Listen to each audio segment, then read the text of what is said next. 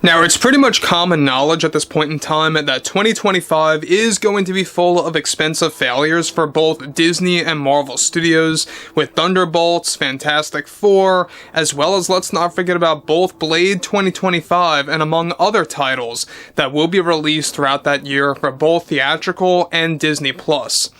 This is Mike Zero. Subscribe if you're new and like this video to see future updates. You can also follow me at Mike01. I thank you also very much for the great and kind support.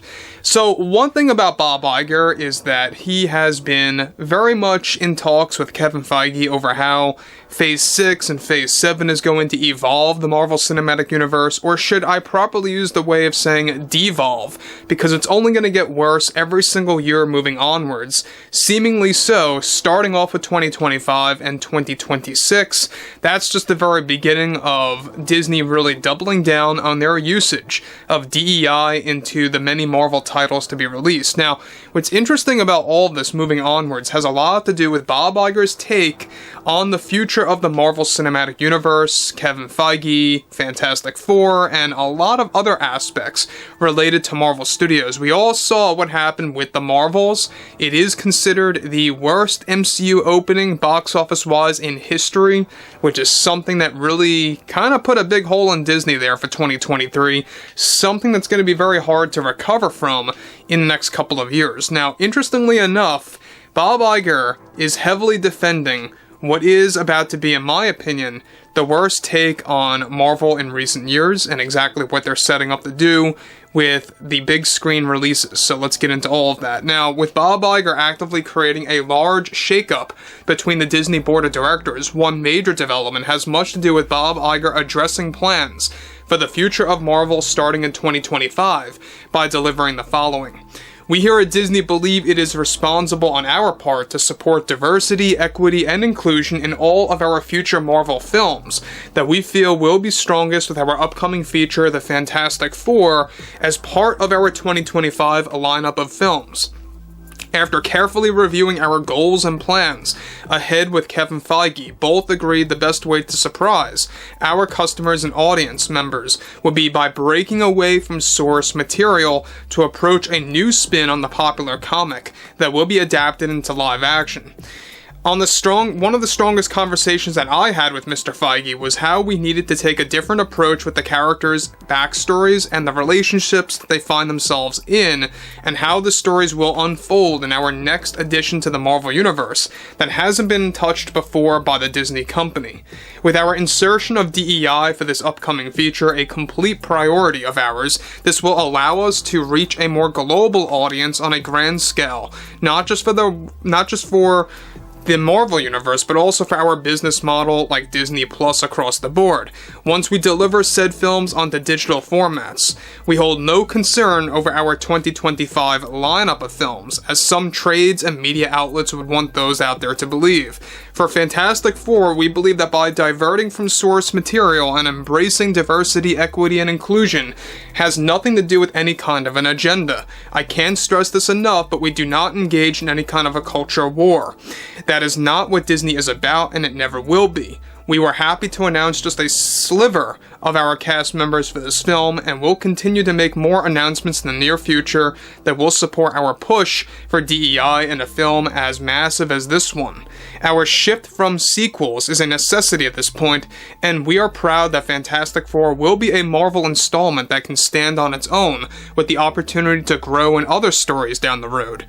Other familiar characters from the Fantastic Four comics will be provided with a new approach, as we will tell different backgrounds and backstories that we will believe will allow our most anticipated Marvel film to cater to different ethnicities and groups around the globe.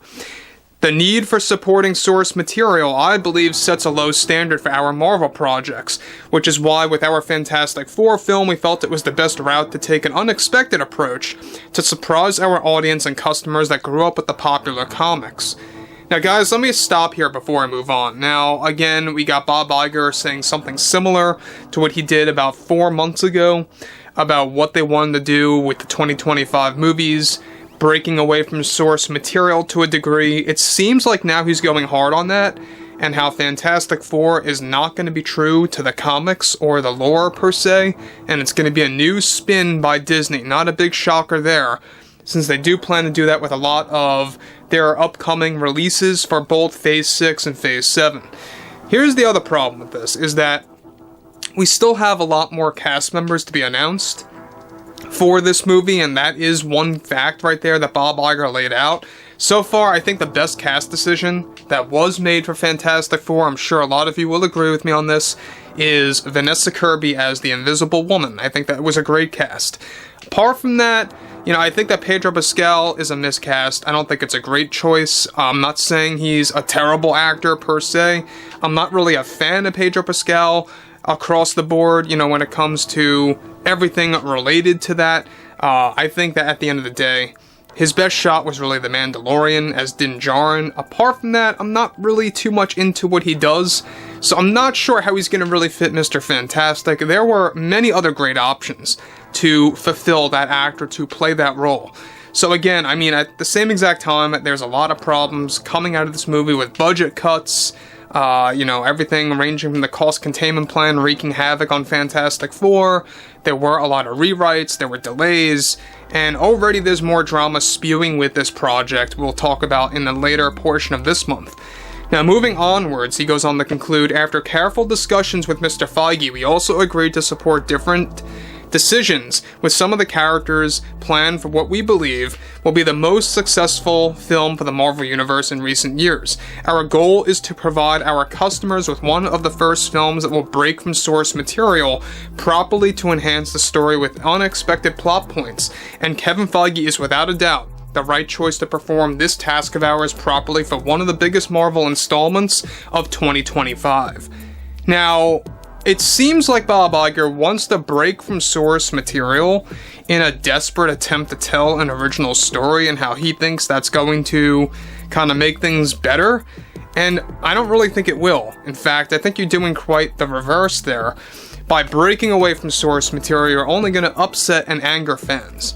This is very much like what they have done with Star Wars, where they broke away from what they could have done with the source material with the expanded universe instead of doing their own little Disney spin on it.